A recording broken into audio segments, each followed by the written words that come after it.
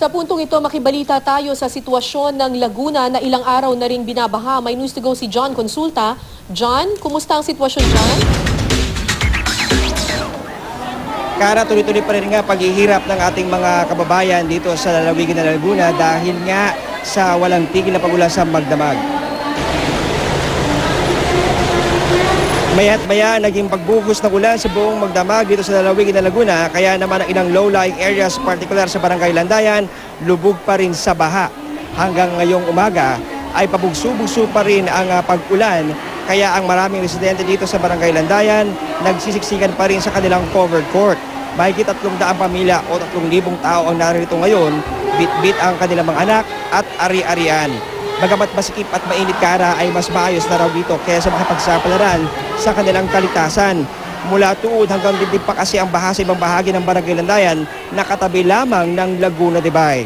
Abot nga naman, Kara, ang ngiti ng mga evacuees nang makita ang pagdating ng mga relief goods na padala ng palasyo ng Malacanang. Malaking tulong daw ito para kahit paano ay maibisan ang hirap ng kanilang ngayong pinagdadaanan. Sa mga oras ito, Kara, ay tuloy-tuloy naman na pagmamonitor ng iba't ibang mga opisyal, hindi lamang dito sa San Pedro, Laguna, kundi sa iba pa ring mga bayan tulad ng Santa Rosa at Binyan, dito sa pinakataas pa rin o level ng Laguna de Bay, dahil ang kanilang pinangangabahan ay maaaring tumaas ito dahil nga sa tuloy-tuloy pa rin ito pag-ulan at binomonitor na ito para maaaring ko kailangan evacuate ang kanilang mga kababayan ay gagawin na nito sakaling nga tawagin ng pagkakataon. Yan muna litas mula pa dito sa Laguna. Balik sa iyo, Kara. Yes, John, isang katanungan lamang sa pag-iikot mo dyan sa Laguna, hanggang saan pa ba yung tubig dyan sa kinalalagyan mo, yung lugar na inikutan mo, hanggang saan pa ba yung tubig? Kasi sa ibang mga lugar dito sa Metro Manila, humuhupa na yung baha. Dyan sa Laguna, kumusta?